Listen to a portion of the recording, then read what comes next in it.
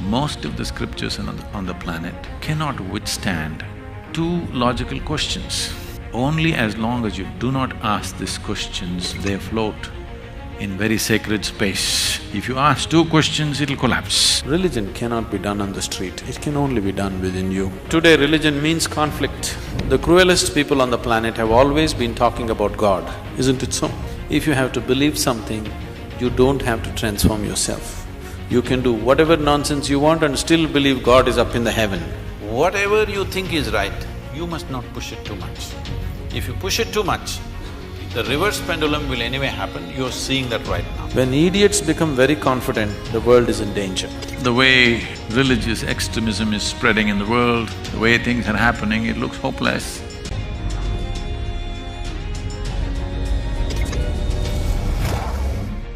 What you unfortunately know as religion in the world today is just somebody's belief systems.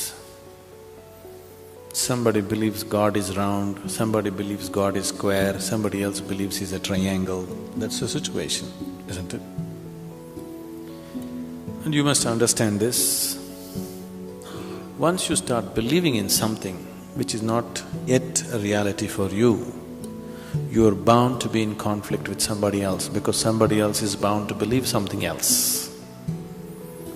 No, I believe in my God, but I am not a violent person, I will not fight with anybody. All this is just make-up. If they provoke you sufficiently, you will fight. Like, for example, let's say you believe God has 4 hands. I believe God has no hands. These are two belief systems.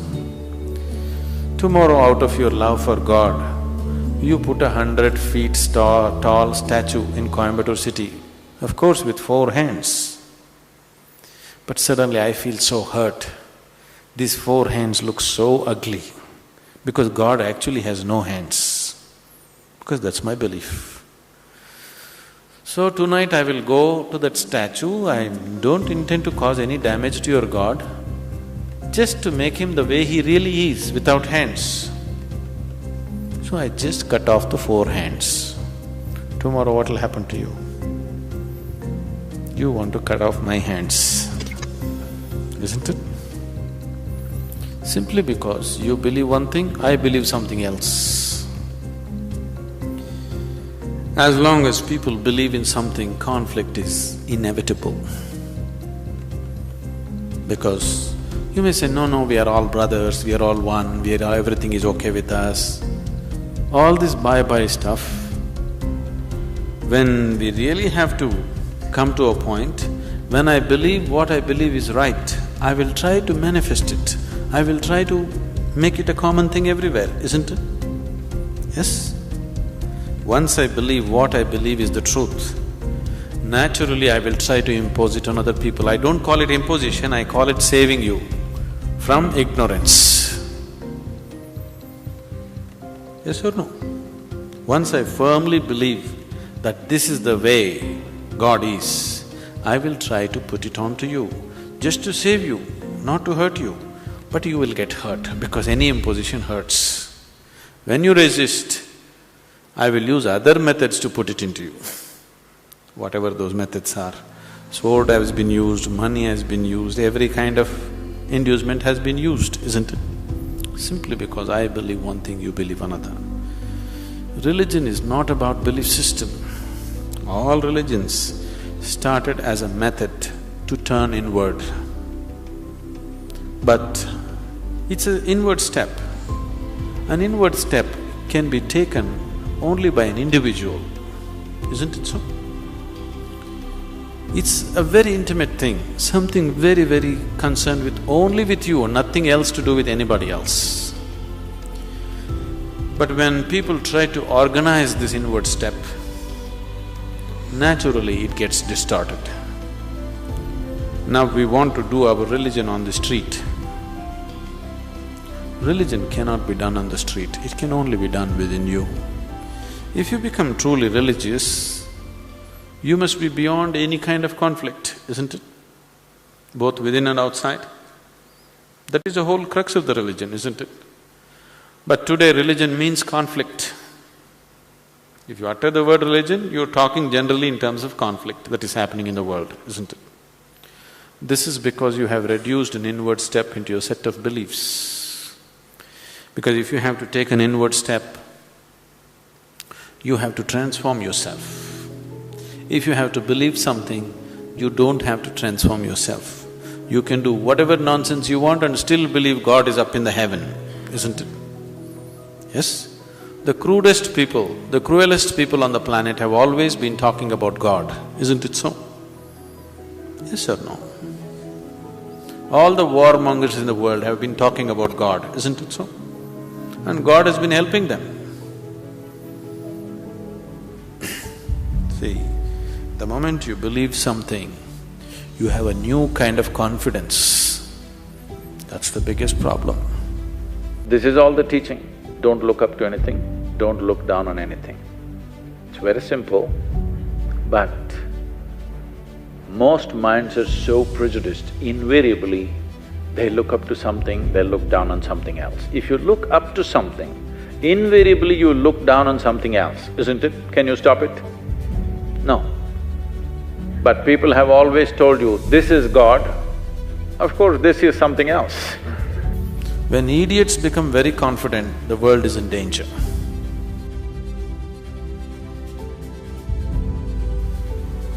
An intelligent person is constantly hesitating with life. With every step he wonders whether what he is doing is okay or not.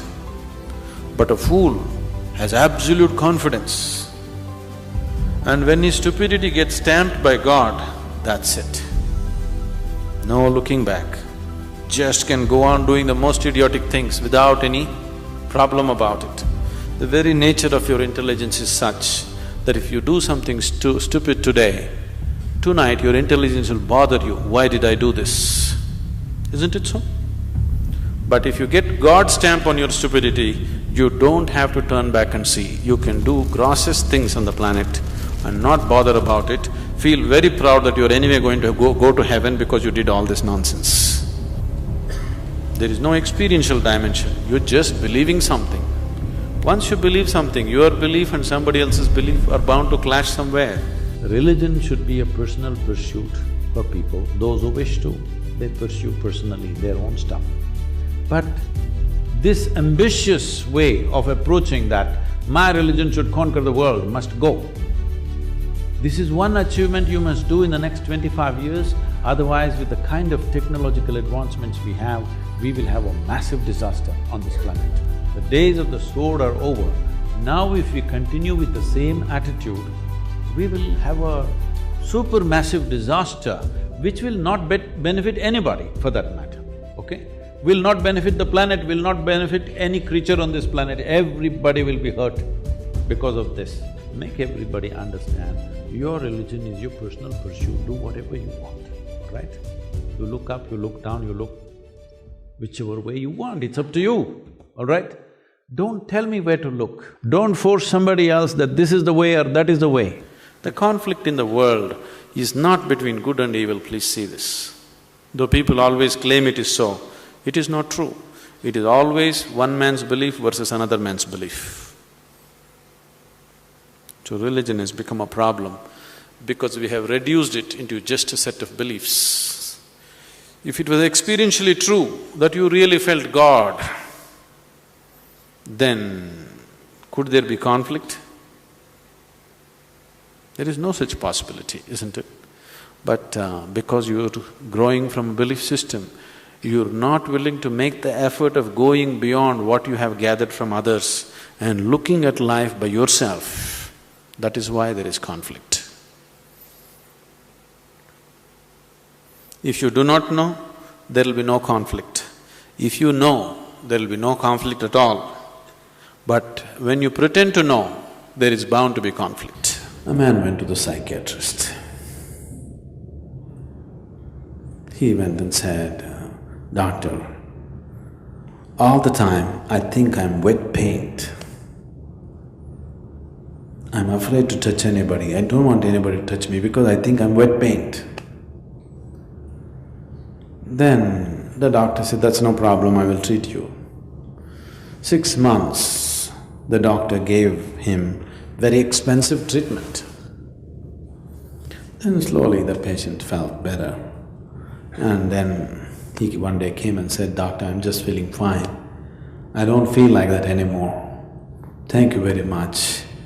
He paid his bill and he wanted to shake his hands. The doctor said, I don't want to get wet paint on my hands.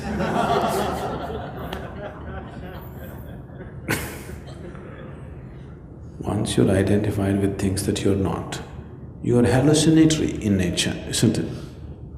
And all the conflict is coming simply because you're not in touch with reality. You're hallucinatory. Your thoughts, your emotions are all coming from certain identifications, isn't it so? If you can sit here, this Shambhavil will do to you. If you sit here, you will see your body is here, your mind seems to be somewhere out there and you are somewhere else. That means you've gotten disidentified with everything. You're just there. Once you're not identified with the body, once you're not identified with the mind, can there be conflict? If you've known any kind